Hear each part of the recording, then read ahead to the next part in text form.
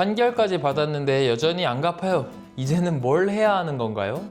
강제집행 신청을 하려는데 절차가 복잡해 보여서 어디서 뭘 해야 될지도 모르겠습니다. 판결문이 없어도 강제집행 가능하다는데 사실인가요? 혹시 이런 상황이시라면 오늘 이 영상으로 정확하게 답해드리겠습니다. 끝까지 봐주세요.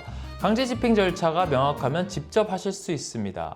먼저 전체 흐름부터 잡겠습니다. 강제집행은 총 5단계입니다. 첫 번째로 집행권한 확보입니다. 판결문이나 지급명령처럼 법적 효력이 있는 서류를 손에 넣는 단계입니다. 두 번째로는 집행문 부여 신청입니다.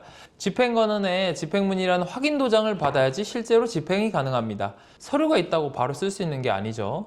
세 번째로는 채무자에게 집행권한을 송달 확인을 받아야 됩니다. 채무자가 그 서류를 받았다는 사실이 확인되어야 집행이 유효합니다.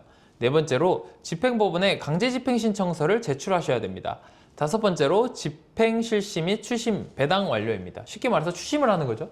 이 순서를 건너뛰면 집행이 무효가 되거나 채무자가 이의 신청을 할 수 있습니다. 예를 들어서 송달 확인 없이 집행을 하면 채무자가 나중에 나는 통보받은 적이 없다라면서 이의를 제기할 수 있습니다. 반드시 순서대로 진행하셔야 합니다.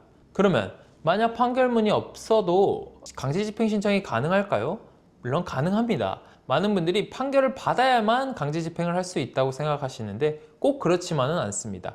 강제집행을 하려면 집행권한이라는 서류가 필요한데요. 쉽게 말해서 이 사람에게 돈을 받을 수 있는 권리가 있다는 것을 법이 공식적으로 인정해주는 문서라고 보시면 됩니다. 이 집행권한의 종류가 생각보다 다양합니다. 확정 판결이 당연히 대표적이지만 가집행 선고가 있는 판결, 화해조서, 조정조서, 공정증서, 지급명령, 이행권고 결정, 배상명령도 모두 집행권한이 됩니다. 이 중에서 실무적으로 가장 유용한 것이 바로 공정증서예요. 돈을 빌려줄 때 공증사무소에서 미리 만들어주는 서류입니다. 여기에 갚지 않으면 바로 강제집행을 해도 좋다라는 문구를 넣어두면 나중에 분쟁이 생겼을 때 소송 없이 바로 집행 단계로 넘어갈 수 있습니다. 소송만 최소 6개월 이상 1년도 걸리는데 그 시간을 통째로 아낄 수 있는 겁니다. 그런데 어떤 집행권한을 가지고 있든 공통적으로 거쳐야 하는 절차가 하나 있습니다. 바로 집행문을 부여받는 것입니다. 집행권한이 운전면허증이라면 집행문은 그 면허에 찍히는 유효기간 확인도장이라고 보시면 됩니다. 이 도장이 없으면 아무리 좋은 서류가 있어도 집행 신청이 안 됩니다.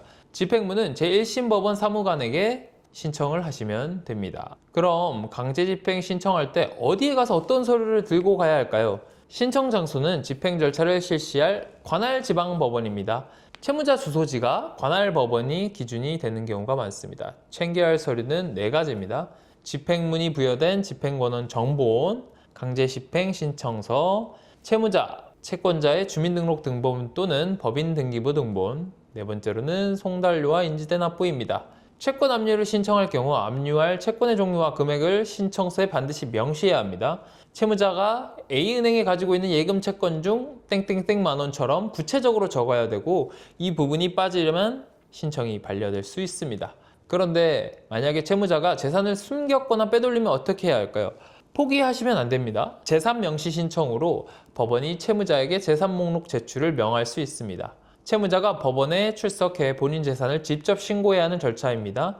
거부하거나 허위로 제출하면 최대 20일까지 가둘 수 있고 쉽게 말해 유치장에 가두는 처분을 받는 거죠. 실제로 이 절차를 진행하면 채무자가 태도를 바꾸는 경우가 많습니다. 그 이후에도 재산이 확인되지 않으면 재산조회 신청으로 금융기관, 공공기관의 직접 조회까지 가능합니다.